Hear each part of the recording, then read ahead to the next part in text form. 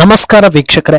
Punjab local election ನಲ್ಲಿ ಆಡಳಿತದಲ್ಲಿರೋ ಆಮ್ ಆದ್ಮಿ ದೊಡ್ಡ ಗೆಲುವು ಸಾಧಿಸಿದ್ರೆ ಕಾಂಗ್ರೆಸ್ ಎರಡನೇ ಸ್ಥಾನಕ್ಕೆ ಫಿನಿಶ್ ಆಯಿತು.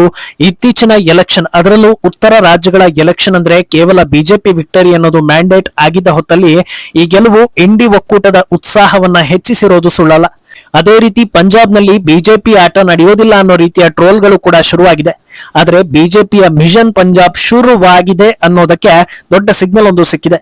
2027ರಲ್ಲಿ ಪಂಜಾಬ್ ಎಲೆಕ್ಷನ್ ನಡೀತಾ ಇದ್ದು ಅದರಲ್ಲಿ ಬಿಜೆಪಿ ಗೆದ್ದು ಅಧಿಕಾರ ಹಿಡಿಯೋ ಮಟ್ಟಕ್ಕೆ ಹೋಗುತ್ತೆ ಅನ್ನೋದಕ್ಕೆ ಈವರೆಗೆ ಯಾವುದೇ ಗ್ಯಾರಂಟಿ ಇಲ್ಲ. ಆದ್ರೆ ಈ ಬಾರಿಯ ಹೋರಾಟದಲ್ಲಿ ಬಿಜೆಪಿ ದೊಡ್ಡ ಸಂದೇಶವನ್ನ ಕೊಡೋದು ಗ್ಯಾರಂಟಿ ಅನ್ನೋ ಲೆಕ್ಕಾಚಾರ ನಡೀತಾ ಇದೆ. ಅದಕ್ಕೆ ಹಲವು ಕಾರಣಗಳು ಕೂಡ ಇದೆ. ಇದೆಲ್ಲವನ್ನ ಒನ್ ಬೈ ಒನ್ ವಿವರಿಸ್ತಾ ಹೋಗ್ತೀವಿ. ಈ ವಿಡಿಯೋವನ್ನ ತಪ್ಪದೆ ಕೊನೆ ತನಕ ನೋಡಿ. ಅದಕ್ಕೂ ಮುನ್ನ ಮೀಡಿಯಾ ಮಾನ್ಸ್ಟರ್ ಚಾನಲ್ ಅನ್ನ ತಪ್ಪದೆ ಸಬ್ಸ್ಕ್ರೈಬ್ ಮಾಡಿ. ಎಸ್, ಕಾಂಗ್ರೆಸ್ ಮುಕ್ತ ಭಾರತ ಮಾಡ್ತೀವಿ ಅಂತ ಸಿಡಿದಿದ್ದಿರೋ ಬಿಜೆಪಿಗೆ ಕಾಂಗ್ರೆಸ್ ಅನ್ನ ಕುಗ್ಗಿಸೋದು ಕಷ್ಟ ಆಗ್ತಾ ಇಲ್ಲ. ಇನ್ನೊಂದು 3 ರಾಜ್ಯಗಳಲ್ಲಿ ಹೊಡೆತ ಕೊಟ್ರು ಅಂದ್ರೆ ಕಾಂಗ್ರೆಸ್ ಅಕ್ಷರಶಃ ನಿರ್ನಾಮ ಆಗೋ ಲಕ್ಷಣಗಳಿವೆ. ಆದ್ರೆ ಕೆಲವೊಂದು ರಾಜ್ಯಗಳಲ್ಲಿ ಬಿಜೆಪಿಗೆ ತಮ್ಮ ನೆಲೆಯನ್ನ ಕಂಡುಕೊಳ್ಳೋದೇ ಕಷ್ಟ ಆಗ್ತಾ ಇತ್ತು. ಈ ಪೈಕಿ ಒಂದಾಗಿದ್ದ ಬಂಗಾಳದಲ್ಲಿ ಈ ಬಾರಿ ಯಾವ ರೀತಿ ಗೆದ್ದಿದ್ದಾರೆ ಅನ್ನೋದನ್ನ ಜಗತ್ತೇ ನೋಡಿದೆ. ಗೆಲುವಿನ ಬೆನ್ನಲ್ಲೇ ಏನೆಲ್ಲ ಆಗ್ತಾ ಇದೆ ಅನ್ನೋದನ್ನ ಕೂಡ ನಾವು ತಿಳಿಸ್ತಾನೆ ಇದ್ದೀವಿ. ಬಂಗಾಳದ ಗೆಲುವಿನಿಂದ ಭಾರತದ ಉತ್ತರಾರ್ಧ ಭಾಗದಲ್ಲಿ ಬಿಜೆಪಿ ಅತಿ ದೊಡ್ಡ ರಾಜಕೀಯ ಪವರ್ ಅನ್ನೋದು ಸಾಬೀತಾಗಿದೆ. ಆದ್ರೆ ಇನ್ನೊಂದು ದಿಕ್ಕಲ್ಲಿ ಪಂಜಾಬ್ ಕೂಡ ಬಿಜೆಪಿಗೆ ಕೈಗೆಟುಕದ ರಾಜ್ಯವಾಗಿದೆ ಅನ್ನೋದನ್ನ ನೆನಪಿಸಿಕೊಳ್ಬೇಕು. ಪಂಜಾಬ್ನಲ್ಲಿ ನೇರವಾಗಿ ಅಧಿಕಾರ ಹಿಡಿಯದೇ ಇದ್ರೂ ಶಿರೋಮಣಿ ಅಕಾಲಿ ದಳದ ಮೈತ್ರಿ ಜೊತೆಗೆ ಬಿಜೆಪಿ ಆಡಳಿತವನ್ನ ನಡೆಸಿತ್ತು. ಆದ್ರೆ ಪಂಜಾಬ್ನಲ್ಲಿ ಆದ ರಾಜಕೀಯ ಶಿಫ್ಟ್ ಆಮ್ ಆದ್ಮಿಗೆ ಅವಕಾಶವನ್ನ ಕೊಡ್ತು. ಆಮ್ ಆದ್ಮಿ ಸರ್ಕಾರವು ಜನರ ನಂಬಿಕೆಯನ್ನ ಕಳೆದುಕೊಳ್ತಾ ಇದೆ ಅನ್ನೋ ಹೊತ್ತಲ್ಲಿ ಲೋಕಲ್ ಎಲೆಕ್ಷನ್ ನಲ್ಲಿ ಬಂದ ರಿಸಲ್ಟ್ ಆಮ್ ಆದ್ಮಿ ಸರ್ಕಾರದ ಮೇಲೂ ಜನರ ಒಲವಿಲ್ಲ ಅನ್ನೋ ಹೊತ್ತಲ್ಲಿ ಬಂದ ಎಲೆಕ್ಷನ್ ನಲ್ಲಿ ಕಮಾಲ್ ಮಾಡಿದ್ದು ಮಾತ್ರ ಆಮ್ ಆದ್ಮಿಯೇ. ಮೊದಲಿಗೆ ರಿಸಲ್ಟ್ ಹೇಗಿತ್ತು ಅನ್ನೋದನ್ನ ನೋಡ್ಕೊಂಡು ನಂತರದಲ್ಲಿ ಪಂಜಾಬ್ ನಲ್ಲಿ ಬಿಜೆಪಿ ಲೆಕ್ಕಾಚಾರ ಏನು ಅನ್ನೋದರ ಕಡೆಗೆ ಹೋಗ್ತೀವಿ. ಒಟ್ಟು 1977 ವಾರ್ಡ್ಗಳ ಪೈಕಿ ಆಮ್ ಆದ್ಮಿ 957, ಕಾಂಗ್ರೆಸ್ 397, ಪ್ರತ್ಯೇಕ ನಾಯಕರು 251, ಶಿರೋಮಣಿ ಅಕಾಲಿ ದಳ 191, ಬಿಜೆಪಿ 172 ಹಾಗೂ ಬಿಎಸ್ಪಿ 7 ಸೀಟ್ಗಳನ್ನ ಗೆದ್ದಿದೆ. ಇದರಲ್ಲಿ table topper Aam Aadmi party. ಎರಡನೇ ಸ್ಥಾನದಲ್ಲಿ ಕಾಂಗ್ರೆಸ್ ಇದ್ರೂ ಕಾಂಗ್ರೆಸ್ ಹಾಗೂ ಆಮ್ ಆದ್ಮಿ ನಡುವೆ ಇರೋ ವ್ಯತ್ಯಾಸ ಗಮನಾರ್ಹವಾಗಿದೆ. ಪಂಜಾಬ್ನ ಪ್ರಾದೇಶಿಕ ಪಕ್ಷ ಆಗಿರೋ ಶಿರೋಮಣಿ ಅಕಾಲಿ ದಳಕ್ಕಿಂತಲೂ ಪ್ರತ್ಯೇಕ ಅಭ್ಯರ್ಥಿಗಳು ಹೆಚ್ಚಿನ ಸಂಖ್ಯೆಯಲ್ಲಿ ಗೆದ್ದಿದ್ದಾರೆ ಅನ್ನೋದು ವಾಸ್ತವ. ಆದ್ರೂ ಲೋಕಲ್ ಎಲೆಕ್ಷನ್ ಅಂತ ನೋಡುವಾಗ ಇದು ದೊಡ್ಡ ಸಾಧನೆ ಅನ್ನಿಸೋದಿಲ್ಲ. ಅಕಾಲಿ ದಳದ ಬೆನ್ನಲ್ಲೇ 5ನೇ ಸ್ಥಾನದಲ್ಲಿ ಬಿಜೆಪಿ 172 ಸೀಟ್ಗಳನ್ನ ಗೆದ್ದುಕೊಂಡಿದೆ. ಈ ಲೆಕ್ಕದಲ್ಲಿ ಬಿಜೆಪಿ ಪಂಜಾಬ್ನಲ್ಲಿ ಕಮಾಲ್ ಮಾಡಿಲ್ಲ ಅನ್ನೋದು ಟ್ಯಾಲಿ ಟೇಬಲ್ ಪ್ರಕಾರ ವಾಸ್ತವ. ಆದ್ರೆ ಅಧಿಕಾರದಲ್ಲಿರೋ ಆಪ್ ಮೇಲುಗೈ ಸಾಧಿಸೋದಕ್ಕೂ ನೆಲೆಯೇ ಇಲ್ಲದ ಬಿಜೆಪಿ 172 ಸೀಟ್ ಗೆಲ್ಲೋದಕ್ಕೂ ವ್ಯತ್ಯಾಸ ಇದೆ. ಕಳೆದ ಬಾರಿ ಅಂದ್ರೆ 2021ರ ಲೋಕಲ್ ಎಲೆಕ್ಷನ್ ನಲ್ಲಿ ಬಿಜೆಪಿ ಗೆದ್ದಿದ್ದು ಕೇವಲ 49 ವಾರ್ಡ್ಗಳನ್ನ. ಆದ್ರೆ ಈ ಬಾರಿ 172 ವಾರ್ಡ್ಗಳಿಗೆ ಏರಿಕೆ ಆಗಿದೆ. ಇಷ್ಟು ಮಾತ್ರ ಅಲ್ಲದೆ ಪಠಾನ್ಕೋಟ್ ನಲ್ಲಿ ಬಿಜೆಪಿ ನಂಬರ್ 1 ಆಗಿ ಹೊರಹೊಮ್ಮಿದೆ.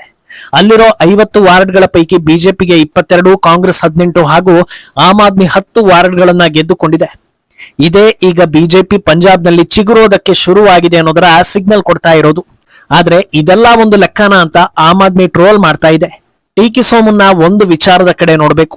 ಅದೇನಂದ್ರೆ ಬಿಜೆಪಿ ಭದ್ರಕೋಟೆ ಆಗಿರೋ ಗುಜರಾತ್ ಲೋಕಲ್ ಎಲೆಕ್ಷನ್ ನಲ್ಲಿ 1044 ವಾರ್ಡ್ಗಳ ಪೈಕಿ ಬಿಜೆಪಿ 894, ಸುಮಾರು 85.63% ವಾರ್ಡ್ಗಳು ಹಾಗೂ ಆಮ್ ಆದ್ಮಿ 6 ಅಂದ್ರೆ 0.57% ವಾರ್ಡ್ಗಳನ್ನ ಗೆದ್ದುಕೊಂಡಿತ್ತು. ಆ ಹೊತ್ತಲ್ಲಿ ಆಮ್ ಆದ್ಮಿ ಅದನ್ನ ಸಂಭ್ರಮಿಸಿತ್ತು. ಕೇವಲ ಇಬ್ಬರ ನಡುವೆ ಪೈಪೋಟಿ ಇದ್ದಾಗ ಗುಜರಾತ್ ನಲ್ಲಿ 6 ವಾರ್ಡ್ಗಳನ್ನ ಗೆದ್ದು ಅದು ದೊಡ್ಡ ಸಾಧನೆ ಅಂತ ಆಮ್ ಆದ್ಮಿ ಪರಿಗಣಿಸುವಾಗ 4-5 ಪ್ರಬಲ ಪಕ್ಷಗಳ ಪೈಪೋಟಿ ನಡುವೆ 172 ವಾರ್ಡ್ ಅಂದ್ರೆ ಸುಮಾರು 8.7% ವಾರ್ಡ್ಗಳನ್ನ ಗೆಲ್ಲುವಾಗ ಇದು ನಿಜಕ್ಕೂ ಮೊದಲ ಹೆಜ್ಜೆ ಅನ್ನೋ ವ್ಯಾಖ್ಯಾನ ತಂದು ಕೊಡ್ತಾ ಇದೆ. ಪಂಜಾಬ್ ನಲ್ಲಿ ತಮ್ಮದೇ ಸರ್ಕಾರ ಇದ್ರೂ ಆಮ್ ಆದ್ಮಿಗೆ ಸಿಕ್ಕಿರೋದು ಕೇವಲ 48% ವಾರ್ಡ್ಗಳು ಮಾತ್ರ. ಆದ್ರಿಂದ ಪಂಜಾಬ್ ನಲ್ಲಿ ಯಾರೂ ಪರಿಪೂರ್ಣವಾಗಿ ಬಹುಮತವನ್ನ ಹೊಂದಿರೋ ರೀತಿ ಕಾಣಿಸ್ತಾ ಇಲ್ಲ. ಅಧಿಕಾರದಲ್ಲಿರೋ ಆಮ್ ಆದ್ಮಿ ಮುಂದಿದ್ರೂ ಬೇರೆ ಬೇರೆ ಪಕ್ಷಗಳತ್ತ ಜನರು ಮುಖ ಮಾಡಿದ್ದಾರೆ ಅನ್ನೋ ಉತ್ತರ ಸಿಗ್ತಾ ಇದೆ. ಲೋಕಲ್ ಎಲೆಕ್ಷನ್ ಆಗಿರೋದ್ರಿಂದ ಇದು 100% ನಿಜ ಅಲ್ಲದೆ ಇದ್ರೂ ಸದ್ಯದ ವಾತಾವರಣದಲ್ಲಿ ಆಡಳಿತ ವಿರೋಧಿ ಅಲೆ ಇರೋದಂತೂ ವಾಸ್ತವ. ಈಗ ಬಿಜೆಪಿಗೆ ಏನೆಲ್ಲ ಚಾನ್ಸ್ ಇದೆ ಅಂತ ನೋಡುವಾಗ ಮೊದಲ ಪ್ಲಸ್ ಪಾಯಿಂಟ್ ರಾಘವ್ ಚಡ್ಡಾ ಆಮ್ ಆದ್ಮಿ ಬಿಟ್ಟು ಬಿಜೆಪಿಗೆ ಬಂದಾಗ್ಲೇ ಪಂಜಾಬ್ ಸರ್ಕಾರ ಶೇಕ್ ಆಗ್ತಾ ಇದೆ ಅನ್ನೋ ಸುದ್ದಿ ಬಂದಿತ್ತು. ರಾಘವ್ ಬಿಜೆಪಿ ಸೇರ್ಪಡೆ ಕೇವಲ ದೆಹಲಿ ಅಥವಾ ರಾಜ್ಯಸಭೆಗೆ ಮಾತ್ರ ಸೀಮಿತವಾಗ್ತಾ ಇಲ್ಲ, ಬದಲಾಗಿ ಊಹೆಗೂ ಮೀರಿದ ರಾಜಕೀಯ ಲೆಕ್ಕಾಚಾರಗಳು ಇದರಲ್ಲಿದೆ. ರಾಜ್ಯಸಭೆಯಲ್ಲಿ ತಮ್ಮ ಜೊತೆ ಜನರನ್ನ ಕರ್ಕೊಂಡು ಬಂದಿರೋ ಚಡ್ಡಾಗೆ ಪಂಜಾಬ್ನಲ್ಲಿ ದೊಡ್ಡ ಮಟ್ಟದಲ್ಲಿ ಎಂಎಲ್ಎಗಳ ಲಿಂಕ್ ಇದೆ ಅನ್ನೋ ಸುದ್ದಿಯನ್ನ ರಾಷ್ಟ್ರೀಯ ಮಾಧ್ಯಮಗಳು ರಿವೀಲ್ ಮಾಡಿದ್ವು. ಸುಮಾರು 43 ಶಾಸಕರು ರಾಘವ್ ಚಡ್ಡಾಗೆ ಬ್ಯಾಕ್ ಅಂಡ್ ಸಪೋರ್ಟ್ ಕೊಡ್ತಾ ಇದ್ರೆ ಸುಮಾರು 18 ಶಾಸಕರ ಜೊತೆಗೆ ರಾಘವ್ ಕಾಂಟ್ಯಾಕ್ಟ್ ನಲ್ಲಿ ಇದ್ದಾರೆ. ಈ ಲಿಸ್ಟ್ 63 ಶಾಸಕರವರೆಗೆ ಏರಿಕೆ ಆಗ್ಬೋದು ಅನ್ನೋ ಲೆಕ್ಕದಲ್ಲಿ ಚರ್ಚೆ ನಡೆದಿತ್ತು. ಅಷ್ಟೇ ಅಲ್ಲದೆ ಪಂಜಾಬ್ ಎಲೆಕ್ಷನ್ಗೆ ಹೋಗೋ ಹೊತ್ತಲ್ಲಿ ರಾಘವ್ ಚಡ್ಡಾರನ್ನ ಸಿಎಂ ಫೇಸ್ ಮಾಡಬಹುದು ಅನ್ನೋ ವಿಚಾರ ಕೂಡ ಸದ್ದು ಮಾಡಿತ್ತು. ಪಂಜಾಬ್ ವಿಧಾನಸಭೆಯ ಬಲ 117. ಈ ಪೈಕಿ ಕಳೆದ ಎಲೆಕ್ಷನ್ ನಲ್ಲಿ ದೊಡ್ಡ ಮಟ್ಟದಲ್ಲಿ ಸದ್ದು ಮಾಡಿ ಅಧಿಕಾರ ಹಿಡಿದ ಆಮ್ ಆದ್ಮಿ ಬಳಿ ಬರೋಬ್ಬರಿ 92 ಶಾಸಕರಿದ್ದಾರೆ. ಲೆಕ್ಕದ ಪ್ರಕಾರ ಪಂಜಾಬ್ನಲ್ಲಿ ಅಧಿಕಾರ ಹಿಡಿಯೋದಕ್ಕೆ ಬೇಕಿರೋದು 59 ಸೀಟ್ಗಳು. 2027ರಲ್ಲಿ ಪಂಜಾಬ್ನಲ್ಲಿ ವಿಧಾನಸಭಾ ಎಲೆಕ್ಷನ್ ನಡೀತಾ ಇದೆ. ಈ ಹಿನ್ನೆಲೆ ಈಗ್ಲಿಂದಲೇ ಪ್ರಿಪೇರ್ ಆಗ್ತಾ ಇದ್ದಾರಾ ಅನ್ನೋ ಅನುಮಾನ ಎಲ್ಲರಲ್ಲೂ ಕಾಡ್ತಾ ಇದೆ.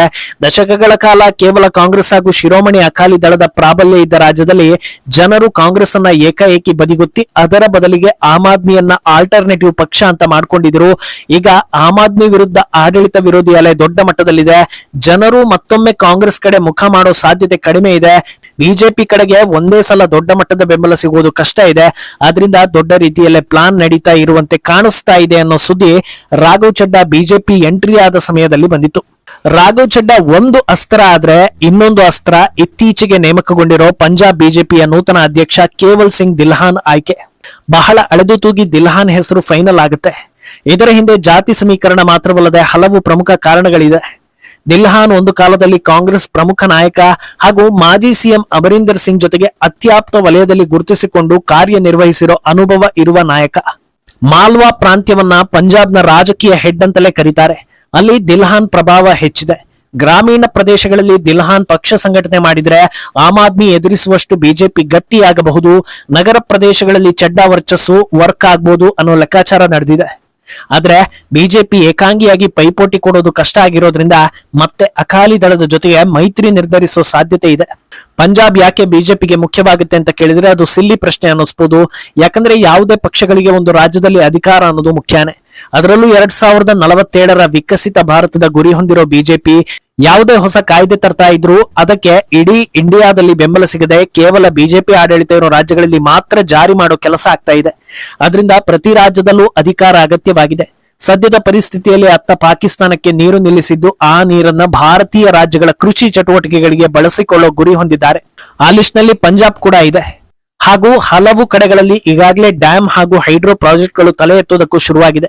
ಈ ಹೊತ್ತಲ್ಲಿ ಅಲ್ಲಿ ಸರ್ಕಾರ ಇದ್ರೆ ಕೆಲಸಗಳು ಸುಗಮವಾಗಿ ಆಗಲಿವೆ ಅನ್ನೋ ಲೆಕ್ಕಾಚಾರ ಕೂಡ ನಡೀತಾ ಇದೆ.